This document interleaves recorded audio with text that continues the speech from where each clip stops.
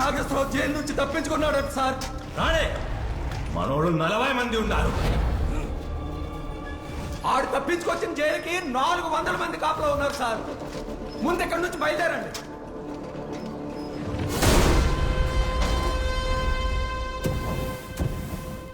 నా కొడుకు వచ్చినట్టు ఉండాడు. నరికేంద్ర వాడిని.